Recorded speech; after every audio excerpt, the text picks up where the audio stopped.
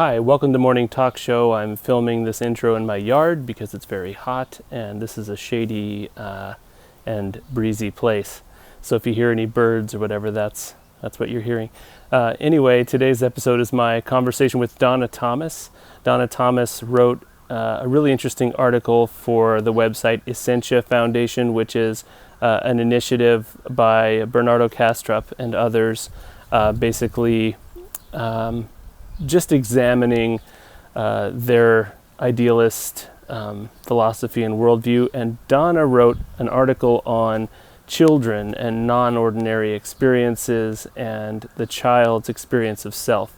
And as a dad of 3 kids, that has been on my mind a lot for several years, just seeing the way especially infants, but young children as well, just don't necessarily experience that very rigid sense of self that adults experience. And so Donna has worked with a lot of children who have non-ordinary experiences, things that would be considered paranormal by an adult, which children have in kind of a not very analytical way. Things like premonitions and talking to dead relatives and things like that there's not really much template and often not much societal help for those children in interpreting what has happened to them. And so Donna also works with Rupert Sheldrake, so she was just a great thinker. If anything, this conversation, I was just so interested in all of her thoughts and her ways of thinking that I wished it kind of could have gone on quite a bit longer. So I'm hoping to do another episode, maybe where we dig into more of the specifics of the non-ordinary experiences of children. But at any rate, as a discussion of consciousness and children and just the idea of non-ordinary experiences, I really enjoyed this. And yeah, I'd like to speak with Donna again at some point. So I hope you enjoy it. Please like and subscribe and hit the bell to be notified about future conversations like this. And thanks for watching. Donna Thomas, welcome to Morning Talk Show. Thank you, Aaron. It's a Thank pleasure you for being to be here. Good, thank you. And I'm sorry for talking over you. It's a pleasure to have you here. I talk to a fair few people in the UK, but I never get tired of the lovely accents. Can you guess mine? Oh my goodness. I'm not good with that. Yorkshire? I have no idea. Nearly, Lancashire. Okay. Yeah. So it's near Manchester. Okay. Yeah. So if it was Game of Thrones, we'd be the wildlings. Okay. Wonderful. I actually did find a site the other day for various British accents and little recorded snippets of them, and I thought that would be kind of an interesting thing to know, because I'm an anglophile by nature, and I don't know why a lot of the people who I end up like getting really excited about, like yourself, and finding fascinating, are tending to be in England and Europe. I don't know if it's a coincidence or what. Even the last American I spoke to lives in Europe, or lives in England. So I don't know. That's it's great. Really interesting.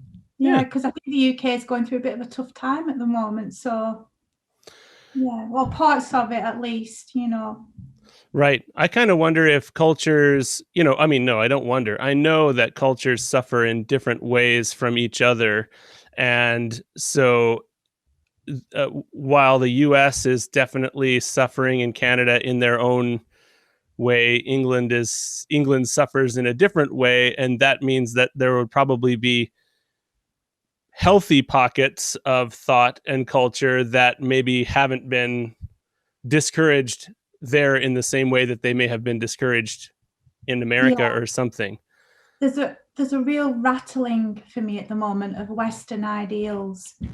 And if you think about our countries, they're very much based on that. And I think as painful as it's been, and of course there's been a huge amount of suffering, I think a large part of that is because our sense of everything is being shaken up. a large part of that is our Western ideals about who we think we are, and the way that we live our lives, and the social systems. And so yeah, I think there's something there. I do wonder with other cultures in other parts of the world whether they've been so rattled with all the things that have been going on. So yeah, a lot of cultures who seem very westernized probably still have a pretty deep subcurrent of some of their previous ideas that maybe is helping them. yeah, And this is maybe a slightly politically incorrect, but I also think a certain amount of discomfort, like we are almost too comfortable. I don't want to phrase it in terms of other countries and say I'm glad that they suffer. That's not what I'm saying. But I do think that part of what we see, part of the total immaturity about what a human being is that we see comes from just being comfortable and not being challenged, not having our ideas challenged for so long. absolutely. And there's an element of dependency in that as well. And for me, that's partly the way that systems are set up, in the sense of the expert culture. And we can tell you what to do, and we can tell you how things are, from your body to your soul to your mind, education, religion, health. And I don't think that has served us very well. And I think, and again, these are things that have been cracked open slightly. Yeah. And inevitably with that, if your sense of self is invested in that, which for a lot of us it can be, especially if we're very much in these systems, then that's going to create suffering. But hopefully it may lead to this idea of being more reliant on each other, not self-reliant, but relying on each other. Connected. Connected. That's the word. Yeah. Connected.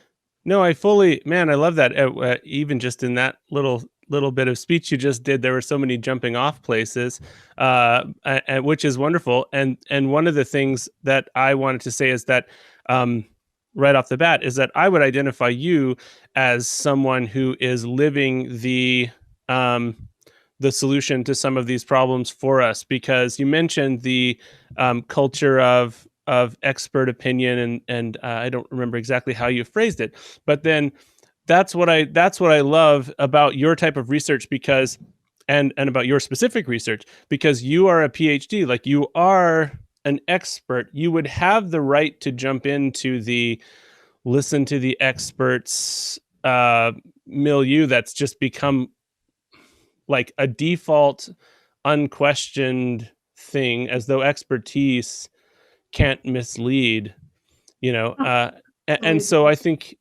you're living that. Sorry, go ahead. Yeah, but I think that sometimes it's useful to be there to challenge it in a way, and part of moving that expert culture, not so much to the professionals and the systems, is trying to shift that to people themselves. And that's the nature of the research, is these very strong arguments for bringing in different approaches to research that are very much looking at the experiential authority of people and their experiences, because experiences are immeasurable in a way, and our scientific systems are all about validity and reliability and what can be measured and counted. But if we're trying to really explore experience and self and what it means to be human, although science is really useful and a wonderful thing, it needs that as well. And that's hopefully where my research sits, rather than Well, describe your research in your own words then, so that we can go start from there, because I've been looking into it online with your article on Essentia Foundation and then on your own website. But for the sake of this conversation and me, how would you describe what you're up to? Oh, I'll try. So there's three aspects to the work that I do. So one is academic, in my academic role, One is as an independent researcher that's working with other people now, which is wonderful. So it's quite interdisciplinary. And then there's a voluntary aspect to that. So I'll start with the academic. So it's very much about exploring the nature of self and experience. So, you know, when we research with people, we very much take for granted that we know who we are researching with. So who is the subject of experience? And in social research, they tend to be categories. So children or women or men or disadvantaged communities and so on and so on. But we never really ask the important question, which is who is it that we're asking? And the knowledge that we gain, which is data in social science, and it's normally through narratives, where is that knowledge coming from? Well, 9 times out of 10, it's coming from the story self, from that conceptual sense of self, our stories about ourselves. And then that's taken to be this experiential authority. So it's about challenging that and saying, well, okay, we need to go back to ontology. We need to actually, you know, what are we looking at? Who are we asking? What does it mean to be human? What kind of experiences are we excluding? But also, how are we misinterpreting experiences as well?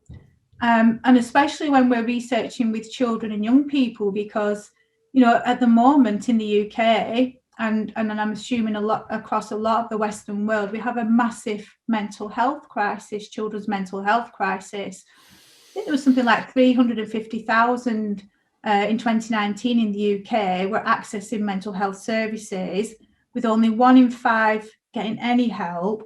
And that's not counting the rest of children and young people who are suffering at the level of mind and emotion as well.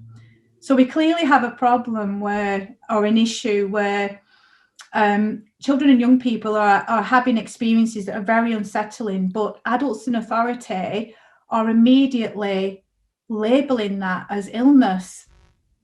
And there's no space to maneuver. So our natural human emotions, such as sadness, anxiety, which are emotions that we all have, are immediately diagnosed, medicated, etc., etc. Mm-hmm. And in one of the studies that I've done with children and young people, in that study, they talked about a lot of experiences, speaking with dead grandparents, having lucid dreams, having premonitions, hearing very helpful voices. And this was all good for them until an adult told them that that's not normal and you must be ill. So in a way, catalyzing suffering. Yeah. So the research is really important for challenging how we do research with people, how we come to it as an expert, thinking that we know and assuming who they are and where that knowledge is being generated from. So it's trying to bring ontology back into social science and social research. But it's also really important for us to explore what these experiences are. We're not asking, are they valid? Are they real? Because they're very real to these children. But it's what can they teach us about the nature of self and mind and what it means to be human and the nature of reality. So that's the academic side. The independent side is it's now starting to branch out from that and work with others. So at the moment, I'm doing a bit of work with Rupert Sheldrake, which is really lovely. Oh my goodness, yeah, he's one of my favorite people in the world. I mean, yeah, I can understand why. I can understand that. And well, Rupert has a history of doing experiments, you know, with people around the sense of being stared at. And in one of the first pilot studies that I did, that was really highly reported by children and young people. And it's that common that I didn't actually latch onto it. So I was really interested in these other experiences, and I completely missed the point of, you know, when the children and young people were saying, yeah, I'm always getting a sense of being stared at, and I turn around and actually someone's looking at me. And then there was also incidents of, you know, I can be alone and I'm still getting this sense that I'm being looked at. And it didn't occur to me because I don't know if you've had that, Aaron, but I know I've had that so many times, and it's so common that it just went right over like this. And then someone who I know said, well, actually, Rupert's looking at that, and that's how that kind of emerged. And on the website, we'll have a questionnaire soon, so that'll be coming up. Some exciting stuff there. And some cyber ethnography as well, because young people are actually online on things like TikTok doing their own experiments. So they're actually coming together and doing experiments around things like lucid dreaming. Really? And yeah, there's lots of it going on. So there's this organic movement also in young people who are really interested in these experiences, and they're actually off doing their own experiments. So it's, having a look what's going on there. And so, wow, all so great. I cannot say I'm surprised to hear that you're working with Rupert Sheldrake, because everything you've said and everything I've read fits so nicely into the things that he talks about. So yeah, I think that's all really wonderful. I love that it's happening with children, and I think it's such a shame that we kind of, I think as adults, we kind of some of our approaches to children's thoughts and experiences are the equivalent of, well, I had to do this when I was a child, and you have to do it too. Like you have to get yourself mature, as though maturing. This is like the word maturity has like really started to be coming to question in my mind, right? Because maturity is seen as being placid and pretending to understand by default what a human being is, right? Because it is very much pretending, and it is very much being comforted by a narrative that lets you believe that you understand the world around you. That's what I find. There's comfort in it. And when people say they can't, like, so I think like things like transgendered people who are really pushing beyond the boundaries of what they're told they have to be.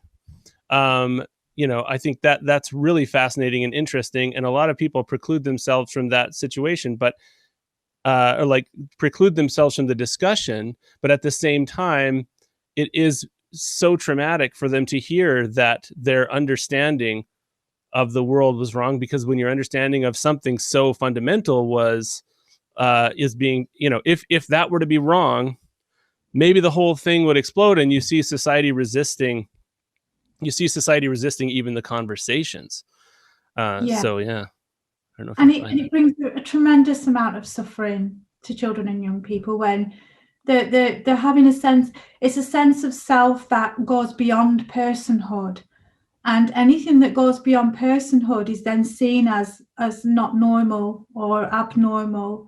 And right. And I've been having some conversations with young people who identify as non-binary, and it's very interesting because I explore gently with them, what does that mean, and it is very much a sense of I'm not that and I'm not that, and right. I don't know what it is, but I'm just there, and it moves and it changes, and it's very similar to, so in some of the work I've done, I've looked at peak experiences with young people as well, where they've had an experience where their personal sense of self has dissolved and they are one with the universe. And it's a very similar thing. And, when I was a child, I had two experiences of this. When I was 5, I was run over. And then when I was 15, I was in a very serious car crash. And sorry, what was the second age? I think Zoom cut out. Oh, I was 15. Okay, 15. And I myself had an experience where I was in a very serious car crash, and I had a huge experience as the car was turning over, where I just wasn't in the car, and I was everywhere and I was everything. I had a mini life review, but the most striking thing was that I still carry with me even through this research is I was not a 15-year-old girl anymore. And there were no words to say what I was, but I was all and everything. And these peak experiences, they're all very, very similar when a child or young person has gone out of those boundaries in some way and then struggles to reintegrate, because I struggled tremendously after that to kind of reintegrate into this idea of normality that we all have. And I feel that that's a huge issue. And of course, people were probably trying to tell you that it was the car crash, it was the trauma of the car crash that you were experiencing, rather than the trauma of re-entering into the ego self or whatever. That's really interesting. Absolutely, that's what, and it's that adults in authority, because children are always in this. There's always an imbalance of power with obviously with adults and children. So immediately, even that face or that expression or that reaction, when we don't know how to listen to that or understand that, immediately it does something right there. But in the research, we try to address and rebalance that power, and we use something called participatory research, and it is moving away from that idea of subject and object. So I'm the researcher and you're the object, but it's bringing children and young people to more to be co-researchers in that process, instead of you're just researching on them. Interesting. So there must be a lot of psychology involved in how you phrase things, and even a fairly embodied sense of how you must approach and set up a research area. And what kinds of things, what kinds of ways do you break down that researcher subject distinction? Yes, and it's very challenging, and I think it's nigh on impossible to do that completely. But I've been experimenting with something called self-inquiry research technique, and it's from the Eastern traditions, and it's from approaches that teachers use now in the non-dual circles. But it's trying to harness that idea of looking at your own inner story and looking at the objects in here, and then representing who you are and what your experiences are. And it's carefully creating them holding spaces, and also bringing other things into research, like art, like movement. If I'm working with very young children, we'll have toys and we'll use small world figures. So we have to remember that a lot of these experiences, we don't have words for them. So, if we think about people who have near-death experiences, they can't explain everything because language is extremely limited. It's very dual, and many of their experiences go beyond that duality. But we're finding that art is really helpful. And the other interesting thing about art is when children and young people are trying to represent a sense of self in those expanding moments, they're coming up with a lot of geometrical shapes and geometrical patterns. And that's really interesting, because that's the universal symbol of the self. If you think about Jung, and if you think back to the cave paintings and the old pictures, I don't know what it is yet, Aaron, but I'm still looking at that. But there's something tying in there that's really interesting about geometric shapes and how that's representing a sense of self that's beyond that. I'm Donna and I'm Aaron and I'm this and I'm that. What I find with my children and my daughter especially, I know both of them did this, but I'm thinking more recently I've seen my daughter, she's 5, just fill a page right up with things like, now she's almost always drawing people, but for quite a long time, because her brother drew and she would just draw, and she would fill the page up, and it's actually surprisingly balanced, because I've got enough visual sense to see that a page is balanced. Like she would fill the whole page, and there'd be a big circle, and there'd be swoops, and spaces would get filled in with things, and there was a definite sense of being done with it. Like, there was a definite sense of purpose when she was doing it, and then a definite sense of it's finished now. And I'm just so, I'm so curious what is encoded in things, because art and music is my big thing. And there's so much encoded into the music. Forget the words, the words can be amazing too, but like what is it? And I think children experience it very directly, like even in the fact that children know exactly how they want to dance to a song when it comes on. And it's like, if you've been watching them, it's probably a dance they've never done before because they've never heard that song before. And like, everybody's different, right? I think everybody's level of embodiment might be different. But if you have a kid who is quite expressive in movement, then you will see when the music changes, their little butts move in a different way. And I think, it's just it's so wonderful to think that we might start taking a careful and as scientific as possible approach to figuring out what's going on there. Absolutely. And when we don't have words for experiences, there is something about embodiment, but there's also something about creativity in that.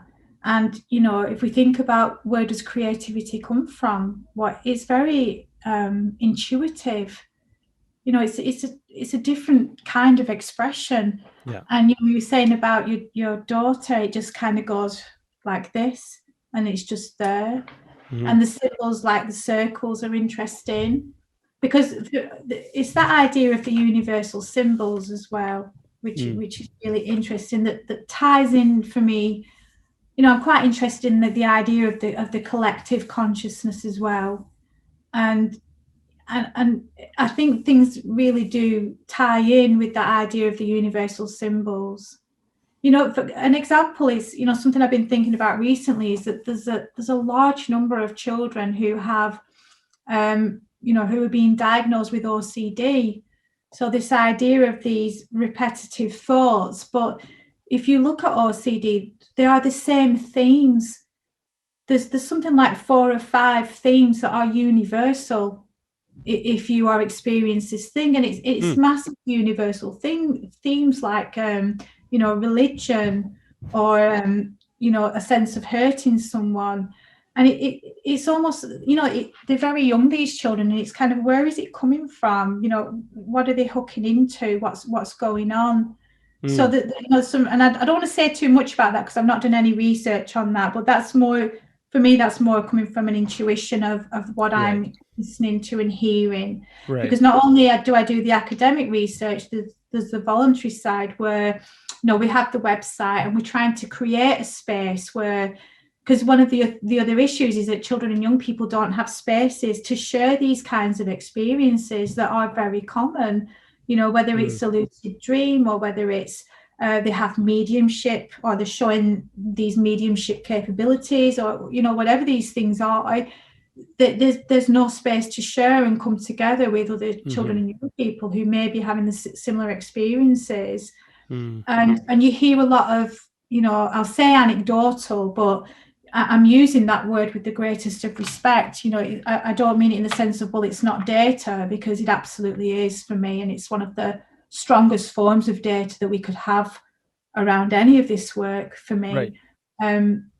But you're just hearing it all the time. Right. All the time. But it's data that involves the scientist becoming an intuitive, almost a medium in yourself. The scientist becoming an intuitive receptor of this anecdotal data. You know what I mean? Like, well, yeah. Well, so we have something called reflexivity in social research practice. If you're approaching your research from, no research is objective. All research has degrees of subjectivity, but I think it's more difficult in social research with people to have those levels of what you'd call objectivity. So reflexivity is a very good way to approach research, by always being self-reflexive of where are you, as the researcher, where are you coming from? So And I'm trying to write about something called transpersonal reflexivity at the minute. So a really good example is, so I told you about one of my childhood experiences. So I've got to be really careful that I don't kind of store them in there thinking, well, I know what that is because I've had that. So that wouldn't be good research practice. So I have to be mindful with myself and be very reflexive. Look at what's going on there. What's my story? You know, what knowledge am I coming from? Let's drop that. Let's try to be more aware and just, you know, and let the information come. So it's always about negotiating that reflexivity in the research practice. And also, in a way, letting the child or young person lead on what's coming there, whether it's creatively or whether it's through a narrative, you know, whether it can be expressed in the more traditional ways as well. And it's not about getting rid of the traditional ways, it's about bringing them together. Right. That's really important. Right. The stereotype I have in my mind of scientists and intuition is that scientists are to be intuitive, like in the extreme when making a theory, and then all intuition must go for during the research or something. Like that's too harsh of a way to describe it, because certainly I'm sure that all researchers, when they're actually researching, no matter how committed they are to a sort of objectivity, they would all adjust adjust as they go. But what you're talking about is beyond that, and really it's almost on a spiritual level, like that the scientists must, like, in other words, sorry, I'm grasping at things that are in the fog here for me. But that researchers in these situations couldn't be interchangeable in really, like, okay, I've set out the parameters of this test. Now, random scientists off the street come in and do the test. Like, it's sort of not. Does that make sense? Yeah, kind of. Yeah, I mean, of course, you've got to have some framework, and Yeah. and in academia, especially, you've got to have your theoretical frameworks, and we have to go through very strong ethics and these kinds of things. So there is a frame that you work from, but there is something really nice happening as well in social science at the moment, which is there's a lot of theory coming in from quantum physics and from Deleuzian philosophy, which is starting to kind of talk about the idea that human beings are assemblages of things. So we're not fixed at all, and that we're always just an assemblage of everything that's in our moment. So this table, this laptop, I can't be me without you being here in this moment now. So everything is completely interconnected in a way, and that's really helpful to start to kind of challenge things, but it also makes it really tricky in terms of, well, if we're coming to it from that ontology, how do we frame it then, and how is that fitting in with these really rigid systems that we have to work in? So I think there's always that balance, Aaron, of the systems that you're working in, and then trying to do that I refer to them as research moments.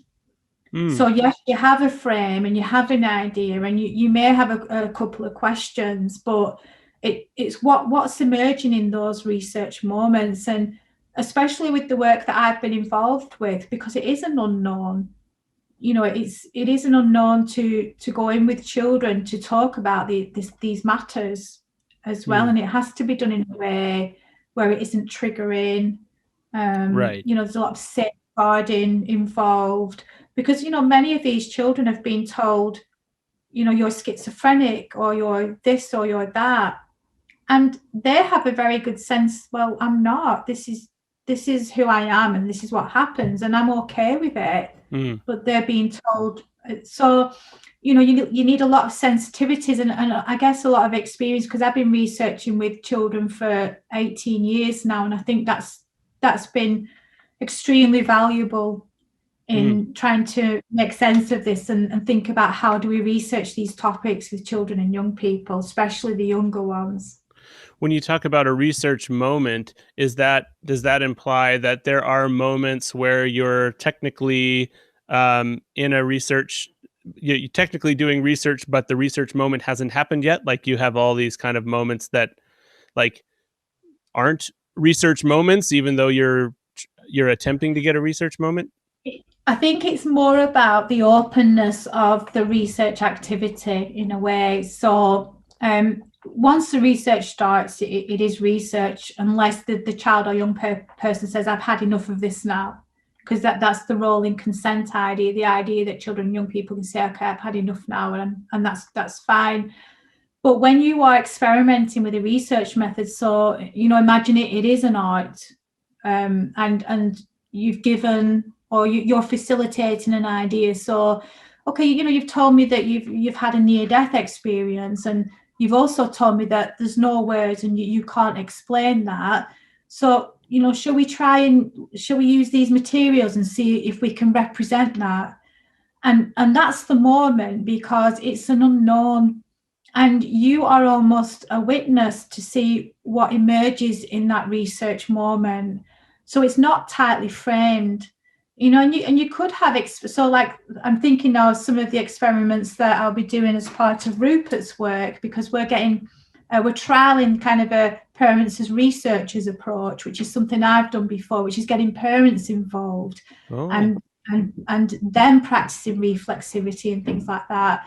But so for those experiments, they'll be very fixed in a way. So it's a very clear, very simple, but a clear experiment where stand behind the child. There's a series of random tests, and how many times will the child guess when they're being stared at by the parent or the peer, and when they're not. So they've got very clear boundaries, and it's very clearly defined. But I think when you're researching with around experience, and especially experiences again that are beyond personhood, it is not defined, and we shouldn't define it. We should have the courage to be open to allowing those research moments and learning from that and what comes up, and then how do we collect that data, but also how do we understand that data. And that's where the interdisciplinary work comes in, because then, okay, we might need to borrow from depth psychology, we might need to go to quantum physics, we might need to go, and that's why I've been very fortunate as well, because we are hoping to do this internationally, and also look at the cultural aspects of this and involve some children from Indigenous communities. So we have got, I'm trying to develop kind of a network of experts. So we have people like Max Spellmans, and who's big in consciousness, and David Luke, the psychologist, and Jasmine Puratek, who's an expert in Indigenous communities and young people. And it's about bringing all that together, because not one discipline, I think, can address the nature of self and these experiences that we have. Right, because ostensibly, human beings all over the world are born with very similar hardware, and yet all of these different ways of viewing self are coming up. So there's almost like there must be a bigger self that we don't know about. Otherwise, there couldn't be all of these diverse expressions of what self means. Like in Indigenous communities in Canada, they've had the idea of being two-spirited for quite a while. And Western culture is just now trying to integrate that in some way, and things like that. So that's really interesting. Yeah, and I think, and you're hitting on ontology there as well, Aaron, and it is really interesting because, we have this assumption about, the nature of reality at the moment that I think is causing a lot of problems. It is trying to say that, we're limited and we're separate and we're all individuals. But if we go to people's experiences, their experiences are not saying that. So there's something about maybe developing ontology from people's experiences, but also looking at what ideas are out there that can explain really well how people experience self. I mean, again, in the work that I do, children have experiences that show that they're very connected in very subtle ways, whether it's telepathy or, empathic abilities to other people. But also when we do the self-inquiry activities, many of the children and young people, they drop to this level of self where there is absolutely no words. So silence actually becomes data in a way, and they've shifted, and they're all kind of the same, that they're all sensing self in the same way, which again, do we have a shared subjectivity? Do we have this core shared sense of self? And that's why I'm, really interested in the work of people like Bernardo Kastrup, who is incredible in terms of the analytical idealism, because it provides a way, because it's so rigorous, it can provide a way for academics in other disciplines to begin to talk about these things that we've been seeing for a while. Right. Yeah. Yeah. It's really interesting. Yeah, because I feel like there is you mentioned ontology. I feel like there's also an epistemology issue. And I recently recorded an episode trying to tease this out with someone. Just that our basic idea of what knowledge is has become very closed and very data driven, and doesn't include the products of our intuition until we can not only explain them, but then fit them into a narrative, and then their knowledge. Only when we can write them down, by which point they might be fairly dead, because they can only say that one thing. Like, whereas this, almost like this personality that we didn't even know was coming towards us, or this being was coming towards us in the form of intuition, and we turned it into one thing, we wrote it down, and now it's knowledge. And I don't know, like that troubles me, and I really would love to know how we kind of how we communicate to the broader world. I'm really glad that people like Bernardo Kastrup and yourself are doing these things that help scientists, and that help people move towards science that is examining these things, which are so hard to examine and so hard to quantify. And one of the things that comes to mind is we've got this modernism, postmodernism divide. And I think on a natural level, I lean towards postmodernism, but there's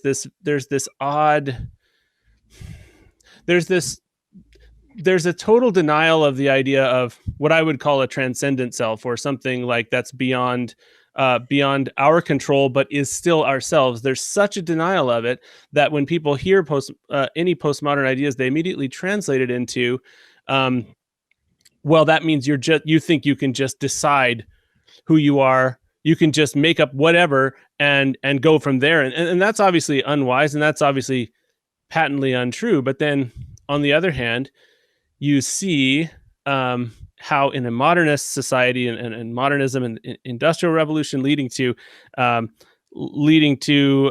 kind of this age that we're in now, you see that we're thinking of human beings as very hackable and manipulatable. And you see that the most successful people in manipulating the human being are people who want, or sorry, not, I'll take away the manipulating word. The people who are most successful at influencing human beings are actually people who want to sell things, and people who want to manipulate and control the outcomes of things, and control your behavior. Like, social media has been extremely effective in manipulating people, and they've taken the reins of people's sense of reality, and they've used that literally to get ad clicks, to get people to click on ads. So it's kind of, I think that the elephant in the room is that there is something there that these nefarious people have identified and are using, and that other disciplines aren't and can't. Like, religions have become increasingly incapable of influencing people to in the way that they might want to.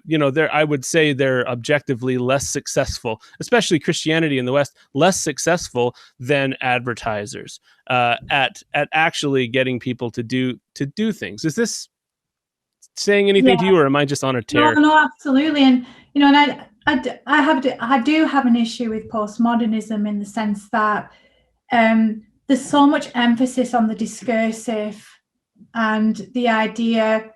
For me, my understanding of postmodernism is the idea that it's very much about identity, but it's very much about that discursive construct. That story self. And I think you're absolutely right, Aaron. And I think the way that there is a sense of maybe absolutely manipulation and control is that, our inner narratives are very entangled with the grand narratives of institutions, whether it's media, whether it's health. And, it's a type of coercion, it's a type of power. And if we only know ourselves to be our story I, to be our conceptual sense of self, we are very tangled up in the institutions.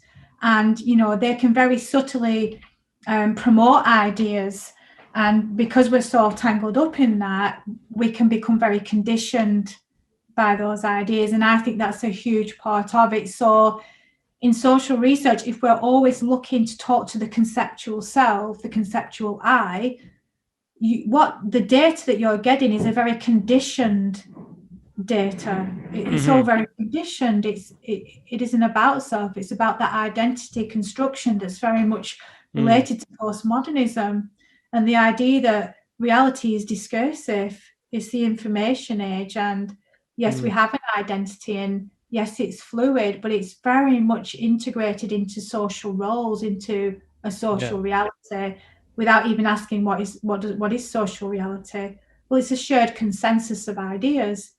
For me, it's a shared dream. That's the way I think about it and experience it a lot of the time as well.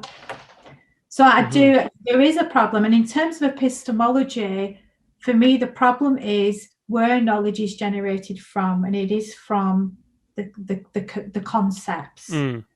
And more often than not, the institutional concepts and ideas that are very much ingrained in our own conceptual senses of self. Yeah, I think I agree. And I think there's not enough, in my opinion, acknowledgement of those times when we discover knowledge or when we realize knowledge in ourselves. Like, that's a big thing. There's this notion of self-creation, and even a Western kind of ideal of hard work in self-creation. The real. I always picture sculpting myself from stone. That's the ideal, that it's just supposed to be there. There's supposed to be this supreme effort, which clearly these children have not done, right? And so the disrespect for children is a lot of it is in the fact that we want to aggrandize the work that we have done. And so I think we need, one of the practices that maybe people could do, and maybe you can back me up on this, is sort of identifying when we have realized something instead of deciding something. One of my first big ones was that I had, as a lot of people, I had dated a lot of women in my life, not a crazy amount, but I had dated a healthy amount. I had been on dates and had girlfriends and things, and had relationships where I was really like forcing myself to decide, is this going somewhere? Because I always knew I wanted to have children, and I wanted to get married. That was just me. And just forcing myself to make this decision in a pros and cons way. And then when I was finally with my wife, I had to admit that I just realized that I wanted to marry her, right? Because there had been enough experiential, like there had been a trust that developed that you couldn't put your finger on exactly why.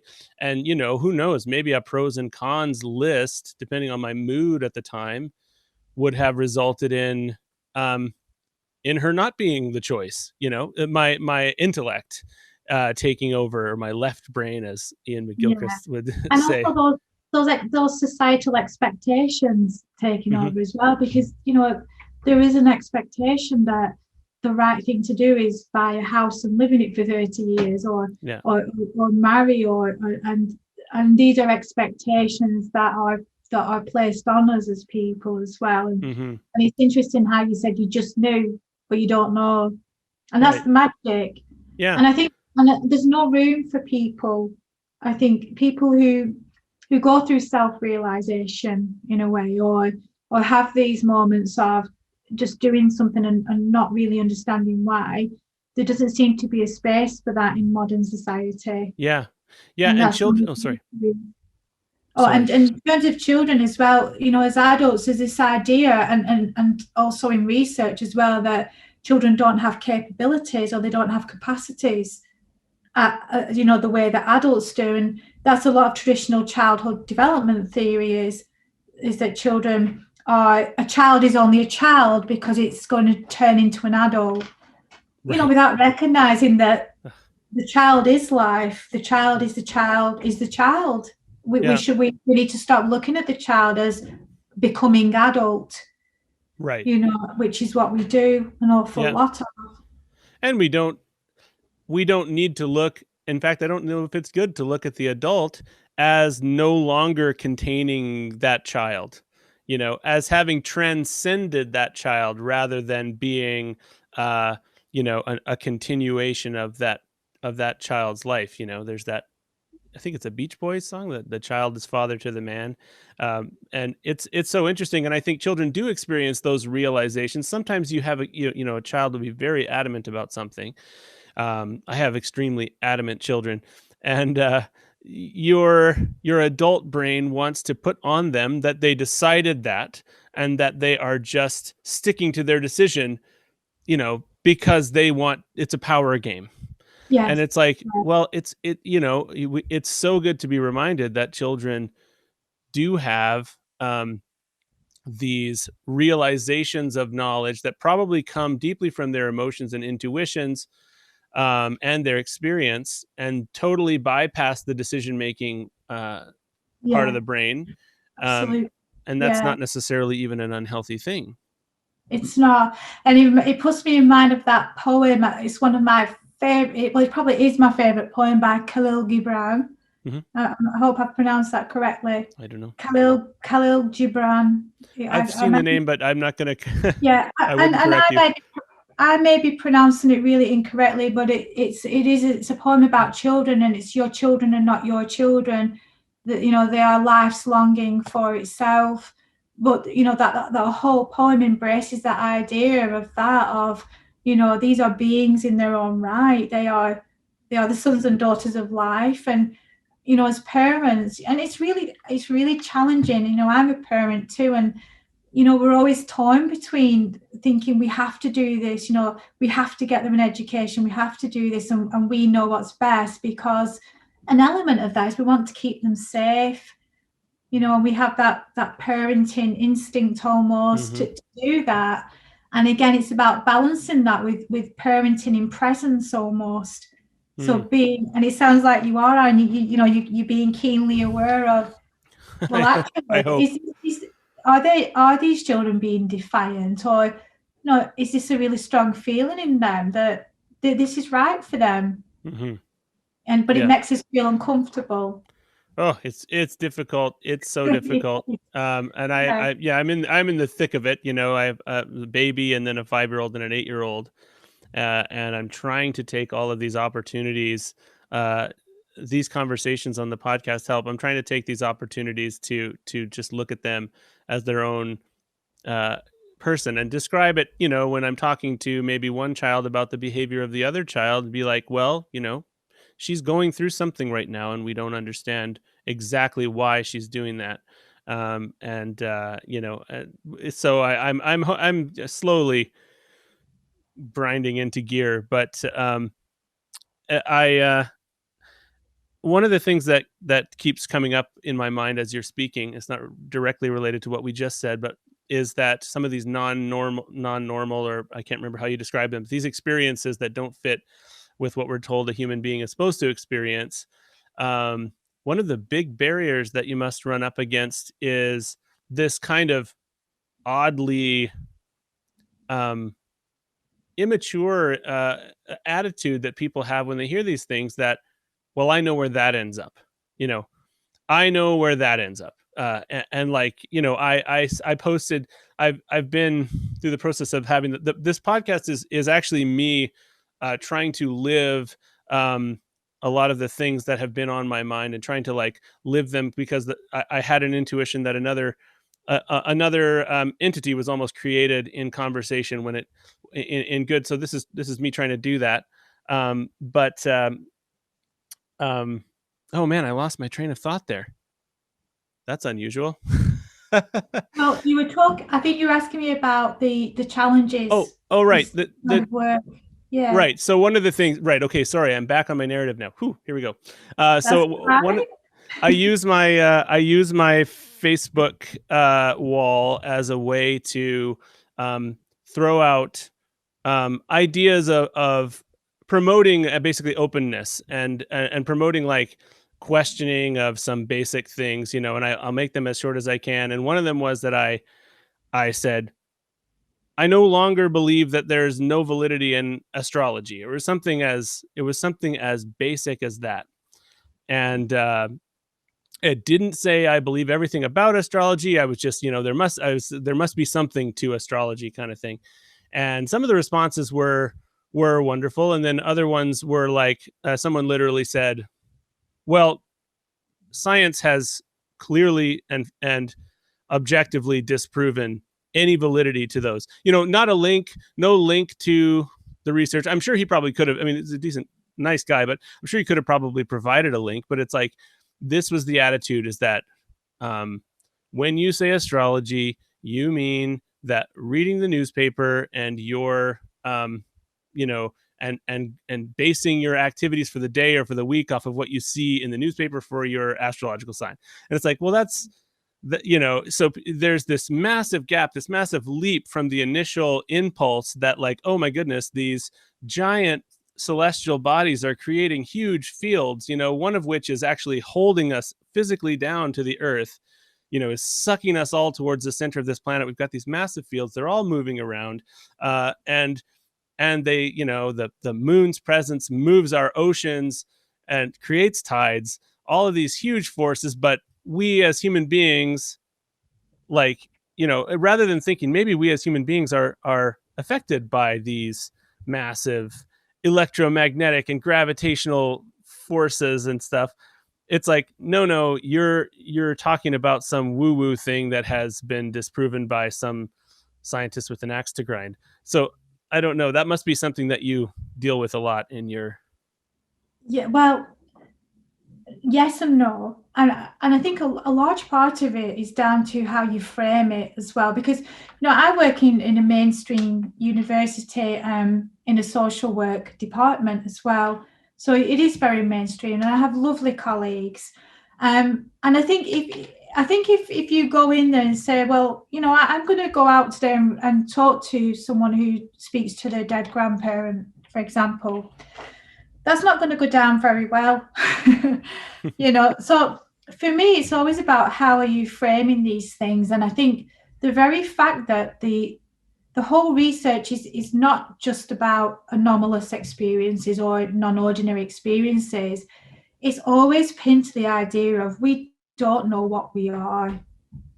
It is an absolute mystery. So this is about exploring who we are. And in that, it has to involve exploring experience. And guess what? Children and young people are having all these experiences. They're really common. Not only that, and this isn't research, this is a sense from someone who's worked with children for a very long time, has children, and is continually around children, probably too much. But there's a real sense that there's an increase in these experiences as well. So I think it's always how you frame it. And I've learned now to become very attuned to who I'm speaking to. So if I'm speaking to someone who's very open, I can just say it as it is and say, look, and this is what we're doing. But if it's someone who is maybe not so open, or who has very stringent ideas about science, or then just meander with it, but staying with your truth, but just trying to reframe it. Because yeah. Yeah, no, that's fair, and I think I've done that too. I think I was conditioned actually to do that in my conservative religious upbringing in a way, because I've always felt quite open, and I almost became too good at disguising who I really was. But I guess it's I love that you're saying. I love that you're saying that we don't know who we are, and that we are trying to determine who we are. And I don't get the sense that you're feeling like we're working towards a unity of, this is, of saying in exact terms, this is what we are, and kind of pinning it down. Yeah. One of the things that seems healthier is if you have to choose between I know who I am and I don't know who I am.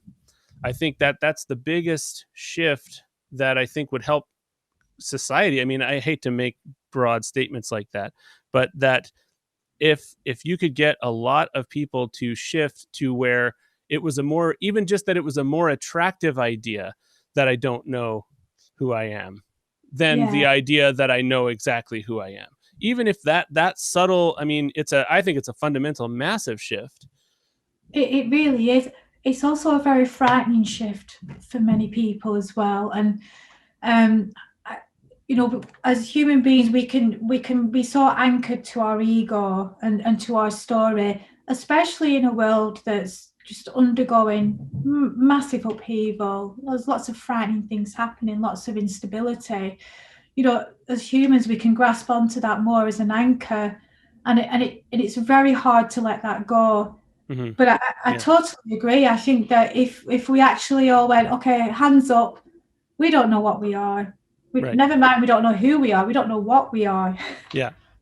And Let's let's explore it together. Yeah. And there are ways we can explore it together. That doesn't mean that we could ever get a legitimate answer for me, because we're having a human experience, and it is dual, and it is conceptual, and for me, we are limited in terms of the mind on the level of the conceptual mind, I'd say.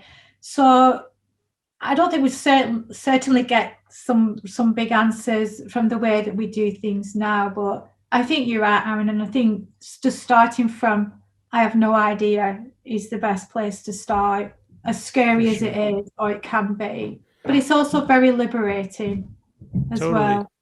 It could even be that this time of increasing psychic crisis, or this time where so many people are feeling kind of even just mentally oppressed in ways that they can't put into words, based on the pandemic and based on the polarization of society and all that. It almost is the people who are in crisis, who might be more apt to finally say, I don't understand myself, and these things that I've been trying to do that were based on my rock solid understanding of myself aren't working. So maybe try some new things. And then the next switch that is so enjoyable is the feeling that there's potentials, right? So there's damage that we're capable of doing, that is, beyond what we even understand. And then you can realize that there's potential and good that is undiscovered. Because if you know yourself to a certainty,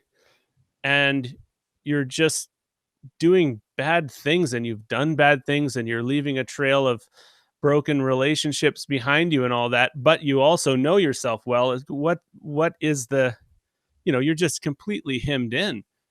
And that's right, Aaron. It's closing yourself in all the time. It's almost like you're contracting in and becoming this idea of a separate self in a way, and that's where the freedom is, when you're open to possibilities, and that almost seems to be a flaw in that. And it is. And I think when we do start to try to define self in any way, it does shut that down. But also it's difficult not to do that as human beings, and we're having this experience that again has the appearance of duality and has the appearance of separateness for lots of reasons, probably. And you can enjoy that sense of duality, and there is I do think there's an inability that people have to like the idea of no self, or the self not actually existing, is so disturbing to people that I think maybe that's one thing that needs to be discussed a bit more, what that kind of thing would even mean. Absolutely. Yeah. Well, we're at an hour here, and this is great. I feel like based on what you're researching, I feel like I could have a lot of these conversations with you, but I think that's probably a good place to end up. And is there anything, I guess, what would you like for people who are interested in this? Where would you like for them to go and do, like, you've got your website, a children's self and anomalous experiences.co.uk. I need to change that. I need to change the address for that. But it's called A Children's Guide to the Unknown. And it's been kind of co-created with some of the young people who are part of the first project as a space for information and support, but also, there's lots of things on there. So we have guest blogs from different people. We've got Steve Taylor on there at the moment, who's wrote some really nice poems for young people. So it's about information, and we've got some organisations on there now that can, all different ones. We've got I can't remember at the minute, I'm really sorry, but yeah, have a look. And we've also got so Bernardo Castrop actually did a Q&A session with some children, and a video. Yeah, it was lovely, and they really grilled him, because the other thing is children as philosophers, and children have these big questions, and they certainly can't ask them in school, and so yes, it was very lovely of him, and he dedicated some time, and there was a few children. I think the youngest was 4, kept him on his toes, asked him some questions. So we've got a video soon that will be on the website. Oh, great. Yeah, I'll definitely be watching that. Yeah, and some fantastic deep questions that children ask, these really deep philosophical questions. They are natural philosophers. So it's hoping to capture some of that. Yes, so yeah. Great. Yeah. Awesome. It will also have the questionnaire on with Rupert Sheldrake's research around the sense of being stared at. So that will, hopefully next week we'll have a questionnaire on there as well that people can fill in. Great. Well, I'll definitely link to the website in the description on the YouTube, and then the audio one. For the sake of the audio listeners, I guess I'll say that URL one more time, or maybe you're better at saying it than I am. Oh no, I don't have it in front of me, Aaron. Okay. Children's self and anomalous experiences.co.uk. And you could also probably Google A Children's Guide to the Unknown. You could also access it, as I originally did, through the Essentia Foundation, through your profile on the Essentia Foundation website, where I was just totally enamored with your article, Rethinking Identity, Children's Experiences of Self. And just from my perspective, I think that even though you're working with children, I think this research and this way of thinking is so important. And I really hope to help promote this type of thing through the podcast in any way I can, because I think it's just crucial. Thank you, Aaron. And just to add to that as well, so in terms of some of the independent studies, I'm actually going to be doing this with a group of veterans soon. So these are adults, veterans who are going to be involved in some similar research as well. So I'll keep posted on that. Thank you. Yeah. So thank you so much again for being here. It was such a pleasure to meet you. It's been such a pleasure. Thank you so much. No problem.